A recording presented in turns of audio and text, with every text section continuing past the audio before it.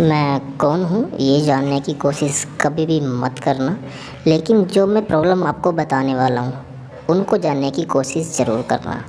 मैं बात करूँगा आज आईटीएम के बारे में। आईटीएम आइकॉनवा टायरेंट्स मार्केटिंग प्राइवेट लिमिटेड, जो चंडीगढ़ से स्टार्ट हुई है, जिसका कर्नाटक में बहुत अच्छा बिजनेस है।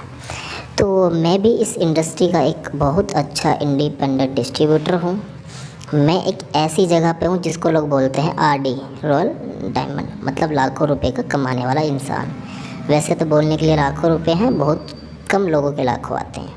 अब जो मैं आपको सवाल करूँगा, ये सवाल सुनने के बाद आप सभी सीरियस हो जाओगे।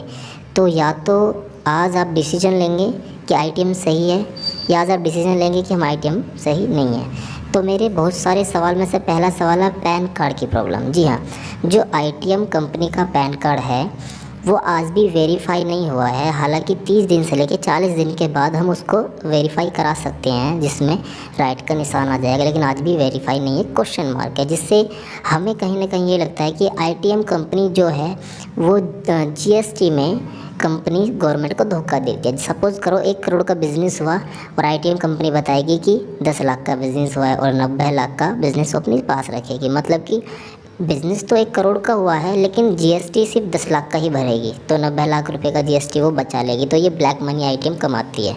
इस चीज़ पे थोड़ा ध्यान दीजिएगा, गौर कीजिएगा आईटीएम के डॉक्यूमेंट्स चेक करके कि आईटीएम का जो पैन कार्ड है वो वेरीफाई है या नहीं है। ये था मेरा पहला क्वेश्चन। क्वेश्चन नंबर दो सॉफ्टवेयर की प्रॉब्लम। जी आपको बता दूं, जैसे बहुत सारी कंपनी अभी शुरू हो रही हैं इंटरनेट की अकॉर्डिंग। अगर आप देखोगे ऑस्मोस टेक्नोलॉजी, बीएमएफ सॉफ्टकार्ड, आईएमओन, बहुत सारी जो कंपनी हैं, हज़ारों कंपनीज़ हैं जो आज मार्केट में आई हैं। स्टार्ट करते ही ये कंपनीज़ क्या करती हैं, अपने सॉफ्टवेयर को स्ट्रॉन्ग बनाती हैं। और आज का टाइम टेक्निकली है। आईटीएम कंपनी को 2 साल से ज़्यादा हो चुके हैं।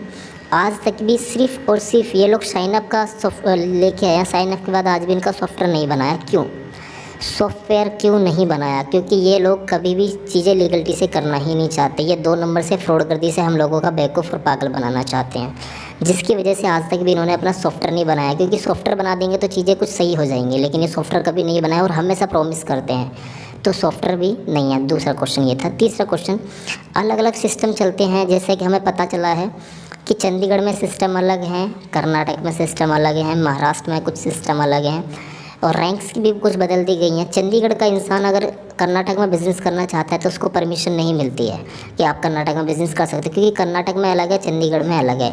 ये क्यों? तीसरा क्वेश्चन था।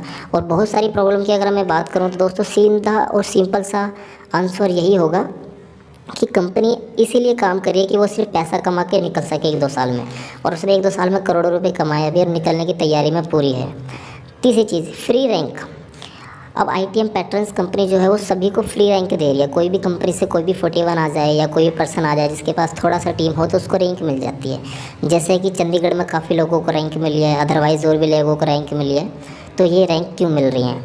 और इनका एक सवाल और है, रैंक जो दे रहे हैं कि जो आईटीएम पैटर्न्स कंपनी जो है ये GT7 से निकल के आई है। मतलब ये जो सभी हैं, सैम जी, सुनील वगैरह जो भी हैं, ये सब पहले GT7 में वर्क करते थे और GT7 से ये निकल के इन्होंने खुद की कंपनी शुरू की और ये अब यहाँ पे लोगों को लूट रहे हैं।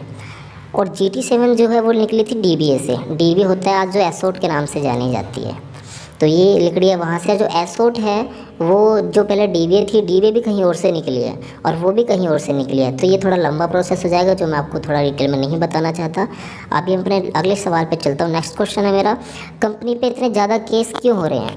जी हाँ सर, कंपनी पे इतने ज़्यादा केस क्यों हो रहे हैं? कंपनी पे हर रोज़ एक नया केस किया जा रहा है, क्योंकि कंपनी लीगलिटी से काम ही नहीं कर रही है, इसलिए हर रोज़ केस बढ़ रहे हैं। तो ये भी एक सवाल है, आप ये भी अपना सवाल रखिएगा। एंड फाइनली एक चीज़ और है, चंडीगढ़ के अंदर -7% परचेजिंग का किया जाता है। मतलब अगर आपने 12,200 रुपये की परचेजिंग की है तो उसमें से जब आपको इनकम आएगी तो पहले 12% तो जीएसटी कटेगा, फिर उसके बाद -7% आपका कटता है। वो कटता है रॉयल्टी, कुछ ऐसा बताते हैं वो लोग। मतलब 12 और 5 की बात करें 19% तो कंपनी सीधा अपनी जेब में पहले ही रख लेती है, बाद में हमें बिज़नेस का पैसा देती है। तो ये क्यों, इतना धोखा क्यों? क्योंकि हम कभी सवाल ही नहीं करते तो इनका कभी जवाब भी नहीं मिलता। दूसरा, 12% जो जीएसटी है वो कटता है, आईटीएम हमसे सभी से 12% जीएसटी लेती है, जितने भी हम पर्सन ज्वाइनिंग करते हैं आईटीएम में। लेकिन जब कोई भी पर्सन अगर अपना आईटीआर बढ़ेगा, आईटीआर मतलब इनकम टैक्स रिटर्न, जो हमारा टैक्स जाता है वो हमें वापस मिल जाता है ईयरली के हिसाब से। अगर हम कभी आईटीआर का फॉर्म भरते हैं तो आप किसी भी ई मित्र जो होता है, मतलब कि आप किसी कंप्यूटर वाले जहाँ पे आधार कार्ड पैन कार्ड बनता है वहाँ पे जाके बाद चेक कीजिएगा, तो आईटीएम में जितना भी आपका इनकम आया, जितना भी आपने परचेजिंग किया है, उसका आपको जो रिटर्न आना चाहिए था जीएसटी का, जो आपने पैन वो दिया, वो रिटर्न उतना नहीं आ रहा है। क्यों नहीं आ रहा है? क्योंकि भरा ही नहीं गया तो आएगा भी नहीं। ये बहुत बड़ा सवाल है, क्योंकि कंपनी सही तरीके से काम नहीं करी। अगला सवाल, -5% किया जाता है इनकम का। अगर आपकी इनकम आती है तो आपको पता होगा दोस्तों कि -5% आपका कट जाता है इनकम टैक्स। इनकम टैक्स कटना चाहिए तो इनकम टैक्स रिटर्न भी आता है जब हम आईटीआर भरते हैं, तो आईटीआर भरने के बाद ये नहीं आता तो कंपनी यहाँ पर भी ये हमसे धोखा खा रही है। एक और सवाल है जो कुछ जगह पे काफ़ी ज़्यादा है, 12% इन्होंने प्रोडक्ट पे जीएसटी काट लिया, 5% इनकम के काट लिया, 7% परचेजिंग का, तो 24% तो ये पहले काट के रख लेते जो जिसका कोई लेना देना नहीं है। तो 24% जो इन्होंने काटा है, ये सारा का सारा पैसा ब्लैक मनी में है। अगला सवाल, जो सबसे सीरियस मैटर है वो यही है कि इनकम जो है कंपनी के अकाउंट से क्यों नहीं आ रही है। 41 लोग इनकम डाल रहे हैं। जी हाँ, इनकम कंपनी में हम काम कर रहे हैं तो इनकम हमें कंपनी से मिलनी चाहिए, लेकिन हमें यहाँ 41 इनकम देता है। इसका मतलब क्या है? कंपनी पीछे रहना चाहती है, वो कभी भी भाग जाएगी और 41 को बर्बाद कर देगी, 41 को आगे रखेगी, आरडी को आगे रखेगी। आरडी को ही हम पैसा देते हैं, जबकि पैसा तो हमें कंपनी को देना चाहिए। हम आरडी के नीचे काम कर रहे हैं वो बात अलग है, लेकिन आरडी के लिए काम नहीं कर रहे हैं, काम हम कंपनी के लिए कर रहे हैं, तो पैसा हमें कंपनी को ट्रांसफ़र करना चाहिए। लेकिन यहाँ पे तो आरडी ले लेता है पैसा और आरडी ही इनकम डाल रहा है, तो मतलब कि कंपनी को लोग चला रहे हैं बस एक दुकान समझ के। ये कंपनी में कोई फ्यूचर नाम की कोई कहीं पर भी चीज़ हमें नज़र नहीं आ रही है। अगला सवाल जो बहुत सीरियस करने वाला है, हम लोग इस बिज़नेस में आते हैं एक 41 बनने के लिए, आरडी बनने के लिए, लाखों कमाने के लिए, लेकिन जो ऑलरेडी, जी हाँ, जो पहले से आरडी बन चुके हैं, जो पहले से 41 बन चुके हैं, वो लोग खुद इस बिज़नेस को छोड़ के जा रहे हैं। अगर वो लोग खुद इस बिज़नेस को छोड़ के जाएंगे तो हम लोग किस विश्वास पे इस बिज़नेस को करें।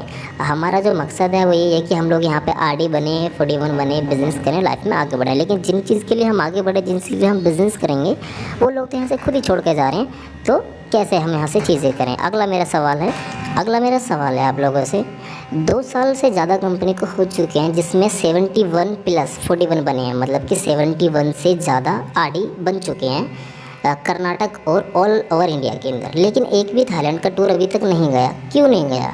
कंपनी का मकसद सिर्फ पैसा खा के भाग जाना है, ये बात इससे साफ जाहिर होती है। क्योंकि अगर ऐसा होता तो हर कंपनी के कुछ टास्क होते हैं, नॉर्मल से नॉर्मल 10-41 जो बनने के बाद कंपनी को लेके जाना था, तो अब तक 7 से 8 टूर जाने थे जिसमें एक भी नहीं गया, क्योंकि आप जैसे भोले भाले लोगों का ये कंपनी पागल बना रही है।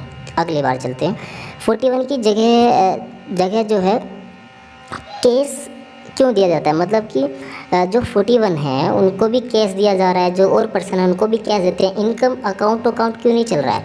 कुछ लोगों का अकाउंट में तो कुछ लोगों को कैश, जबकि कंपनी तो कभी कैश दे ही नहीं सकती। कंपनी वही कैश देती है जो ऊपर के तरीके से काम करती है, जिसको हम बोलते हैं फ्रॉड, 2 नंबरी। हाथ से काम कभी चलता नहीं है। एक 2 साल पुरानी कंपनी, 3 करोड़ 4 करोड़ का बिजनेस करने वाली कंपनी अगर आपको हाथ से इनकम बांटेगी तो आप सोच सकते हो, इतने पागल मत बनो, आप सोच सकते हो कि कंपनी कितनी गंदी किस्म से काम कर रही है। अगला क्वेश्चन, 2% रॉयल्टी बोली जाती है हमारी एम सीनियर को और आरडी सीनियर को बोली जाती है 5% रॉयल्टी। क्या ये रियलिटी में मिलती है? और अगर मिलती है तो कितनी मिलती है? कंपनी का अगर 3 करोड़ का बिजनेस है, 3 करोड़ को अगर हम 2% में डिवाइड करें तो वो कितना निकल के आता है? आप एक बार ये कैलकुलेट करना। उसके बाद कितने एम होंगे इनमें बांटने के बाद? कम से कम भी आपका 10,000 5,000 तो बनना चाहिए। अब बात करते हैं हम आरडी की। आरडी का जो नॉर्मली है 5% बहुत बड़ा इनकम होता है। अगर कंपनी का 3 करोड़ 2 करोड़ 1 करोड़ का भी बिजनेस है तो 5% के हिसाब से 5 लाख बना। 5 लाख अगर 70 लोग उनमें भी अगर बांटोगे तो आप कैलकुलेट कीजिए कितना परसेंट बनता है। लेकिन जो आरडी पर्सन को इनकम दिया जाता है रॉयल्टी का, वो हाई से हाई 1500 रुपये दिया जा रहा है, उससे ज़्यादा नहीं, उससे कम। फिक्स 1500 डालते हैं। क्यों? क्योंकि कंपनी अपने हाथों से चला रही है, शायद जैसे दुकान पे आटा खरीदने जाते हैं ना, सेम इस तरह से चल रहा है। अब बात करते हैं बहुत बड़ी बात, आईटीएम में सबसे बड़ा झूठ बोला जाता है कि आईटीएम कंपनी मैट्रिक्स सिस्टम पे काम करती है, ओपन एडवांस मैट्रिक्स। लेकिन मैं आपको बताना चाहूँगा कि मैट्रिक्स सिस्टम पे इंडिया के अंदर आज कितनी कंपनी काम कर रही हैं। अभी के फ़िलहाल में बात करें तो सिर्फ एक कंपनी काम कर रही है जिसका मैं नाम नहीं लूँगा, लेकिन इससे पहले जो एक ही कंपनी काम करी थी उसका नाम था डीबीए, जो आज एसोट में बदल चुकी है, लेकिन वो अभी मैट्रिक्स पे नहीं है, वो जनरेशन पे जा चुकी है, क्योंकि पहले वो मैट्रिक्स पे था। मैट्रिक्स को अगर हम कैलकुलेट करें तो उसका एक सिंपल सा छोटा सा लॉजिक होता है कि फर्स्ट रैंक को मल्टीप्लाई करके 100 पे लेके आओ, जितना आपका बिजनेस काउंट होता है, जो बिजनेस पार्टनर जिनको हम बोलते हैं। जैसे कि अगर बात करें डीबीए की तो 20 उस पर रैंक था और 5 बिजनेस पार्टनर थे, 20 × 5 करोगे तो 100 बन जाता है, मतलब कि कैलकुलेशन 100 में से डिवाइड हो रही है, तो बहुत परफेक्ट है, कोई प्रॉब्लम नहीं है स्टार्टिंग से लेकर लास्ट तक। स्टार्टिंग तो अच्छी है। अब अगर आईटीएम की बात करें, यहाँ 8% का रैंक है, 8 × 4 अगर करोगे तो 32 आता है, मतलब कि कंपनी 32 स्टार्टिंग में पैसा दे रही है छोटी रैंक वालों को, और बचा हुआ 68% अपनी जेब में खुद रखती है, क्योंकि हम जैसे लोग तो बेवकूफ़ पागल हैं, हमको तो पता ही नहीं चीज़ों के बारे में, ना ही हम कभी क्वेश्चन करते हैं, तो ये भी आपको क्वेश्चन करना है। दूसरा, कुछ सेंटर में कहीं रैंक जो 8 है तो कहीं पर 10% है, वो क्यों है। नेक्स्ट अगला क्वेश्चन ये है, रैंक की जो है कभी भी फिक्स परचेजिंग नहीं होती है। जितनी भी एक लीगलिटी से कंपनी चली होंगी, अच्छी कंपनी चली है, उनका फर्स्ट वाला रैंक का तो फिक्स होता है रैंक, लेकिन उसके बाद जितनी भी रैंक्स होती है उनकी कभी फिक्स परचेजिंग नहीं होती है, क्योंकि वो रैंक नहीं होती, वो परसेंटेज हो जाती हैं। फिर जैसे 1 के बाद 2 आता है, 2 के बाद 4 आता है, 4 के बाद 5 आता है, इस तरह से। तो यहाँ पे आईटीएम में फिक्स कही हुई है, तो वो कोई प्रोसेस, क्योंकि ये फिक्स परचेजिंग का मतलब है कभी सॉफ्टवेयर बन ही नहीं सकता। जो कैलकुलेशन इन्होंने बनाई है वो इसीलिए बनाई है ताकि वो आ सके, पैसा खा सके, लोगों को लूट सके और जा सके, क्योंकि कर्नाटक वाले लोग थोड़े भोले हैं और कोई इंसान दिमाग वाला है नहीं। और अगर कोई इंसान इन पे आवाज़ उठाता है तो पर्सनली उसको या तो पैसे दे के बैठा दिया जाता है, या बदमाशी से बैठा दिया जाता है, या उसको डरा दिया जाता है, या फिर उसको लालच दे दिया जाता है, जिसकी वजह से वो नहीं करता। लोगों को फ्री में रैंक बढ़ रही है, आप खुद देख लीजिए। आप सपने लेके आते हैं एक दिन 41 बनने के, और कोई एक ऐसा इंसान आता है जिसको थोड़ा सा सब कुछ पता होता है कंपनी के बारे में, और उसको रैंक दे दी जाती है यहाँ पर आरडी की, और आप लोगों को ठग लिया जाता है। तो इससे आप थोड़ा ध्यान रखिएगा। अगला क्वेश्चन है, अगर कंपनी सही है तो जो पुलिस है वो 41 को उठा के क्यों लेके जा रही है। आपने काफ़ी जगह सुना होगा, आईटीएम के अंदर अब से पहले 14 सेंटर खुले हैं। 14 सेंटर में से आज सिर्फ 3 सेंटर है, जिनमें एक सेंटर अभी सुनने में आ रहा है कि हुबली वाला बंद होने वाला है, वहाँ पे प्रॉब्लम चल रहा है ज़्यादा। इसी तरह से क्यों हो रहा है, हर एक सेंटर में प्रॉब्लम क्यों आ रही है, क्योंकि कंपनी सही नहीं है। अगर कंपनी सही होती तो कोई भी प्रॉब्लम आने से पहले कंपनी बीच में आके खड़ी हो जाती है। कंपनी का सीईओ आके मिलता है, एमडी आके मिलता है, असिस्टेंट आके मिलता, और बहुत सारे पर्सन हैं। यहाँ तक कि अभी जो सुनने में आ रहा है 41 और 42 ने अपने मोबाइल नंबर भी स्विच ऑफ कर लिए हैं, बंद पड़े हैं नंबर। आप अभी लगा कर देखना, नंबर बंद है सभी के। और मैं कुछ 41 के नंबर आपको इस कमेंट सेक्शन में दूंगा, कुछ 42 के नंबर आपको कमेंट सेक्शन में दूंगा, और हो सकेगा तो कंपनी सी और एमडी के भी नंबर दूंगा, आप ट्राई कीजिएगा। कंपनी को अगर आप मेल भी करते हो तो मेल का रिप्लाई कितना टाइम में आता है, वो वहाँ 1-2 पर्सन बैठे होते हैं जो खींच करते हैं। एंड फाइनल चीज़ क्या है कि कंपनी के अंदर जो 41 हैं उनको जब पुलिस लेके जा रही है तो कंपनी एक्शन कब ले रही है, अपने दम पर वो लोग निकल के आ रहे हैं, क्यों, ऐसा क्यों हो रहा है। कंपनी की जो डायरेक्ट सेलिंग की जो गाइडलाइन है 2016 की, कंपनी उनको कितना फॉलो कर रही है, पहले आप एक बार खुद भी यूट्यूब पे गूगल विजिट करने के बाद देखना। अब आगे चलते हैं। कर्नाटक के जो सेंटर थे 10 से 15 थे, लेकिन आज 2 से 3 ही सेंटर बचे हैं, ऐसा क्यों हुआ, ये सवाल आपको उनसे करना है। कंपनी में 10 की जगह 15 सेंटर थे तो आज 25 से 30 होने थे, लेकिन वो कम होते क्यों जा रहे हैं, क्योंकि कंपनी गलत तरीके से काम कर रही है। अगला मेरा आप लोगों से सवाल है, आईटीएम के अंदर जो सॉफ्टवेयर, उसके अंदर जो टीम का जो ट्री व्यू आता है, जो ट्री का ट्रायंगल आता है जिसमें अपनी टीम देखते हैं, वहाँ पे आज भी 0-0 टीम शो होती है, क्यों होती है। आज अब अगर आप देखोगे एक छोटी सी पागल सी बेवकूफ़ सी एप्लीकेशन निकल के आएगी जो बोलेगी 10 रुपये रोज़ कमा लो, वो भी अपना सॉफ्टवेयर बहुत मजबूत करके रखती है। आईटीएम कंपनी करोड़ों का बिजनेस कर रही है, आईटीएम कंपनी को 2 साल से प्लस हो गए हैं, उसका सॉफ्टवेयर आज भी ऐसा बुद्धू बेवकूफ़ जाहिदा क्यों, क्योंकि लोग आपको लूटना चाहते हैं। अगर सॉफ्टवेयर अच्छा कर लेंगे तो आपको कैसे लूटेंगे। तो अगर आप अपना पैनल, आप आईटीएम से तो अपना पैनल खोल के देखो, आपके पैनल के आगे सिर्फ 0 काउंट होगा टीम, लेकिन नीचे ट्री मिलेगा, बस आपको टीम 0 काउंट होगा। ये दरअसल बहुत गंदी बात है। अब सबसे बड़ी चीज़ क्या है, हमारी सभी की जो इनकम है वो हमें ऑनलाइन शो नहीं होती। क्यों नहीं होती ऑनलाइन शो, क्योंकि वो हमें लूटना चाहते हैं। अगर ऑनलाइन शो कर देंगे तो हमें पता चल जाएगा। सॉफ्टवेयर बन ही नहीं सकता, क्यों नहीं बन सकता, क्योंकि कंपनी ने सिस्टम ही ऐसा बनाया है। तो दोस्तों ये इनकम शो कभी हो ही नहीं सकती जब तक कैलकुलेशन ना बदली जाए। और अब तो मुझे लग रहा है कंपनी ही बदलने में आपके लिए बेटर होगा, कंपनी छोड़ने में और कंपनी को ज्वाइन कभी ना करने में ही फ़ायदा है, क्योंकि कंपनी बहुत गंदी किस्म से काम कर रही है। अब हम थोड़ा सा और बात करते हैं। आज के समय में कोई भी कंपनी अगर स्टार्ट होती है तो सबसे पहले वो अपने सॉफ्टवेयर पे काम करती है, उसको बेटर करती है, अच्छा करती है। लेकिन आज भी आईटीएम में क्या हो रहा है, आज भी आईटीएम में क्या हो रहा है आप समझ सकते हो। सॉफ्टवेयर का तो नाम पे धज्जियाँ उड़ी हुई हैं। आज हमको इनकम हाथों से दिया जाता है, बना बना के देनी पड़ती है। क्यों? अगर आपकी इनकम आनी है तो आपको पहले टीम का डायग्राम बना के उसकी इनकम बतानी पड़ेगी कि मेरी इतनी इनकम आ रही है, मुझे इतनी इनकम डाल दो। क्यों आपको बतानी पड़ती है कि आपको इतनी इनकम आ रही है? कंपनी खुद क्यों नहीं डालती? क्या कंपनी को नहीं पता है कि आपने कितना बिजनेस किया है? क्योंकि कंपनी फ्रॉड है, कंपनी सिर्फ खुद का पैसा कमाने के लिए आई है, इसलिए वो आपसे पूछती है, आपको डाल देती है। और कंपनी का कोई फ्यूचर नहीं है, कोई भी फ्यूचर नहीं है, कोई भी फ्यूचर नहीं है। 41 की 5% रॉयल्टी फिक्स की जाती है, 1500 रुपये क्यों आ रही है वो? ये भी आप उनसे सवाल करना। 41 आरडी जो है अपने फ़ोन स्विच ऑफ करके रखे हुए हैं सभी। मैंने बोला है आपको, नंबर मिला कर देख लेना, नीचे डिस्क्रिप्शन में दिए हैं, वो भी आपको मिल जाएंगे। अब अगली चीज़ क्या है, 10,000 लोगों में से 8,000 लोगों ने बिज़नेस छोड़ दिया है आईटीएम में। क्यों छोड़ा? अगर आज आप जिस सेंटर में हो उस सेंटर के लोगों को आप जानते हो, लेकिन क्या आप उन लोगों को जानते हो जो इस कंपनी में काम करते हैं और सेंटर में भी? कम से कम आईटीएम के अंदर की अगर बात करें, कम से भी कम अगर बात करें तो 10,000 से ज़्यादा लोग आईटीएम में कवर करते हैं। लेकिन आज की बात करें तो 1,000 भी नहीं बचे, सब लोग छोड़ के जा चुके हैं। क्यों? उनको तो छोड़ के जाना, कंपनी अच्छे से छोड़ के नहीं जाना चाहिए था। अब जितने भी मैंने सवाल किए हैं, क्वेश्चन किए, सभी आप अपने आरडी से, अपने कंपनी के सीईओ एमडी सबसे आप सवाल कर सकते हैं। ज़्यादा जानकारी के लिए मैं आपको अपना कोई कॉन्टैक्ट नंबर या लिंक वगैरह नहीं दे सकता, क्योंकि देखो जो कंपनी ने पैसा कमा लिया है 10, 20, 5, 10 लाख करोड़ जो भी है, वो 2-4 लाख रुपए देके मेरा यूट्यूब भी बंद करवा सकती है और मेरे को भी जान से मरवा सकती है। तो इस चीज़ के लिए मैं अपना कोई भी डिटेल नहीं देना चाहूँगा आपको, लेकिन आप खुद समझदार हो, मेरी बातों का जवाब दो। अब जितने भी आपके ऊपर आरडी सीनियर हैं वो आपको समझाने की कोशिश करेंगे, क्योंकि उनका नुकसान है अगर आप लोग उन्हें छोड़ के जाओगे तो उनको इनकम नहीं आएगी, वो आपका बेवकूफ़ कैसे बनाएंगे, फिर आप लोगों से पैसा कैसे कमाएंगे। लेकिन मैं अफसोस में हूँ कि जितने भी आरडी हैं उन सबको ये बात पता है, फिर भी वो लोग इस कंपनी में काम क्यों कर रहे हैं? सिर्फ लालच में आके। कितने दिन तक? मान लो आज कोई प्रॉब्लम नहीं आया, मान लो आपने किया, आपके नीचे कभी कोई ऐसा इंसान आ गया जो टेक्निकली थोड़ा स्ट्रॉन्ग हुआ, जिसने जवाब किया आपसे, सवाल किया आपसे कि बताओ ऐसा क्यों है, फिर आप उनको क्या जवाब दोगे?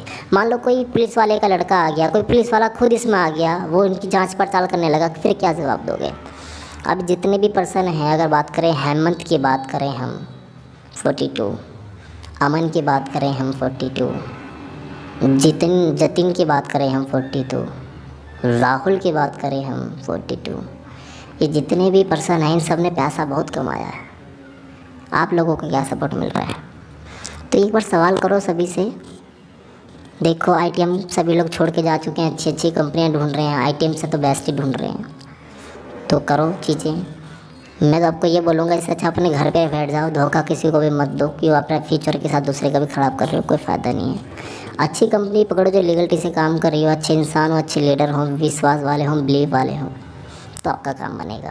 बाकी आप लोगों के लिए दिल से धन्यवाद, थैंक यू सो मच कि आपने इस ऑडियो को लास्ट तक सुना है। अब जितना ज़्यादा हो सकता है इसको शेयर कर दीजिए, अपने स्टेटस पे लगा लो, फेसबुक पे शेयर करो, व्हाट्सएप पे शेयर करो, ग्रुप में शेयर करो। आईटीएम के एक एक लोगों तक ये आवाज़ मेरी जानी चाहिए, ताकि हर इंसान इस चीज़ से अवेयर हो सके, अपनी ज़िंदगी ख़राब होने से बचा सके और जीवन में आगे बढ़ सके। आप लोगों से यही रिक्वेस्ट है, चैनल को सब्सक्राइब मत करो, कोई प्रॉब्लम नहीं है, मेरे को ज़रूरत नहीं है, क्योंकि बनाया ही खास इस चीज़ के लिए है। मेरा कंपनी से कोई दुश्मनी नहीं है। कंपनी जब मैं आया था बहुत अच्छी थी, लेकिन मेरे को नहीं पता था अच्छी कंपनी कैसी होती है। मैंने धीरे धीरे स्टडी की, पता चला तो कंपनी बहुत गंदी है ये, तो फिर मैंने छोड़ दिया। और कर्नाटक बहुत बड़ा मार्केट है, बहुत अच्छी कंपनीज आपको मिल जाएंगी। जो लोग छोड़ के जा रहे हैं उनसे कांटेक्ट करो, क्या पता उनके पास कुछ अच्छा प्लेटफॉर्म हो। बाकी thank you so much for watching. आप लोगों का तहे दिल से धन्यवाद। ऑडियो को शेयर करो।